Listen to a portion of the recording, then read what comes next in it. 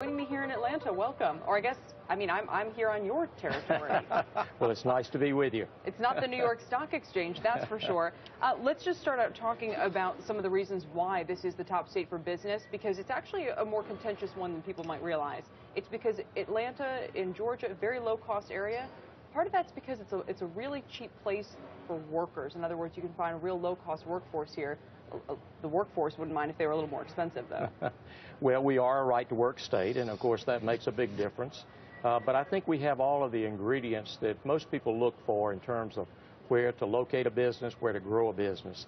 And we are very pleased, by the way, and I want to thank you for the designation as being the #1 state in the nation in which to do business. One of the things that we did when I became governor in 2011 was to look at the scene we had before us, and we were a state that had been growing very rapidly.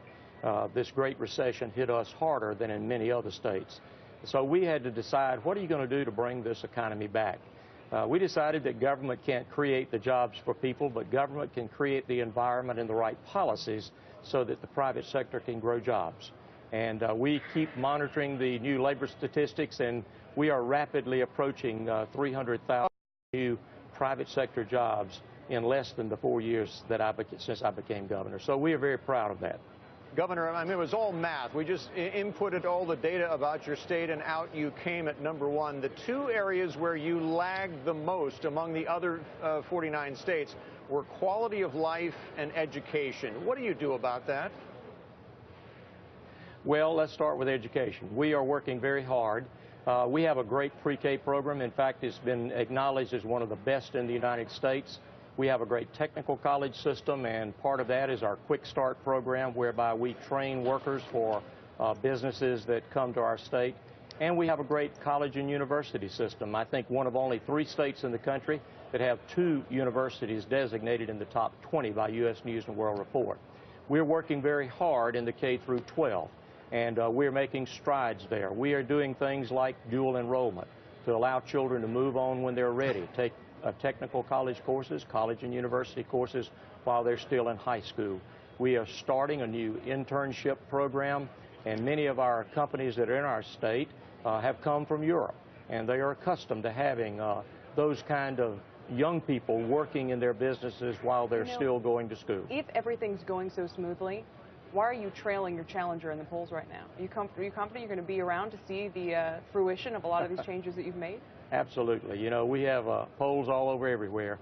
The ones we've seen most recently, we are ahead. We intend to stay there, too. So this re-election battle, or your re-election, your challenger is the grandson of a former U.S. president, and that's actually inserted the issue of the Israel-Palestine conflict right smack dab in the middle of the race. You've actually drawn attention to this. It's not as if this is a media play. What is your statement? What do you think this is really going on here with regard to the issue that former President Jimmy Carter has raised about the treatment of the Palestinians and the extent to which that should be used in your campaign battle against his grandson? Well, first of all, let me make it clear, I do not agree with President Carter's position, and his most recent statements I certainly do not agree with.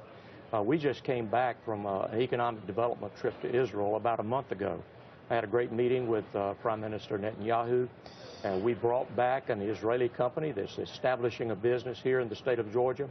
We've actually doubled our purchase of Israeli bonds as a way of showing support from the state of Georgia for the Israeli government.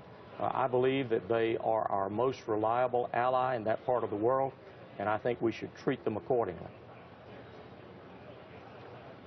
Look, one quick question, Governor. As it happens, I've got family there in Atlanta area. I was there the last week in January when you had the ice storm for the ages.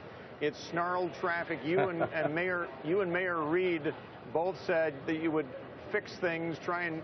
This sounds like me asking about a pothole to fix or something. But have you done anything different so that the traffic, which at best is a problem in Atlanta anyway, as you well know, but when you get a little bit of ice or snow, it just fell apart that time. Any changes? Well, it was a bad day, and we have made changes. In fact, Mother Nature gave us an opportunity about 3 or 4 weeks later to prove that the changes we had put in place actually worked.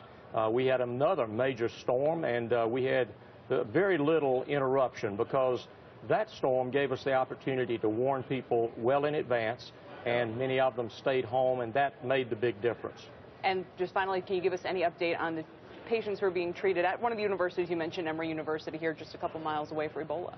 Well, all I know is pretty much what I've heard on the news, but I think it is an indication that our state is also one of the states that has premier treatment facilities for people with all sorts of difficulties.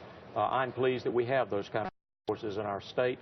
Certainly we've had the CDC, but the Emory University Hospital, where they're being treated, is one of the premier institutions in the entire country, of which we're very proud. And we are sitting here pretty much at the crossroads of all of this activity. Georgia Governor Nathan Deal on the back of the state being named top for business. Thank you so much for joining us here this afternoon.